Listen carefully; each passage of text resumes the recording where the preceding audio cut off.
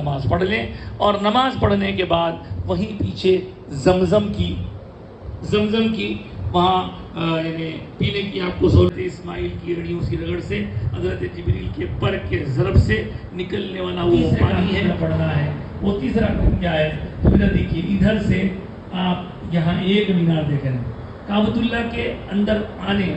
اور جانے کے لیے جب 100 سال کے بعد آپ آئیں گے ادھر، وہاں جو بڑے بڑے دروازے ہیں، ہر دروازے پر 2 مینار لگے ہوئے، صفا ایک پہاڑی ہے، یہاں آ کر آپ سعی کی نیت کریں گے اور اس طرف رک کر کے دعا کریں گے، اور سے ادھر آئے 2 چکر، ادھر سے ادھر گئے 3 چکر، جب کعبے کے اطراف کر رہے تھے تو گول چکر ختم وہاں ہوگا، 7 چکروں کے ختم پر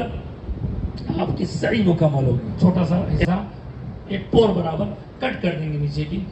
جو چھوٹی کا چھوٹا حصہ ہے اس سے ان کی عمرہ۔ اب آپ اپنے روم پہ جائیں گے، نہائیں گے، کپڑے چینج کریں گے، سادے کپڑے پہنیں گے اور انتظار کرنا ہے۔ 8 ذی الحجہ کب آئے گی؟ جب انتظار کرنا ہے۔ اس دوران اگر کسی میں اس دوران سمجھنے میں کچھ دشواری ہوئی تو آپ لکھ لیجئے اور اس کے بعد سوال کر سکتے ہیں۔ یہاں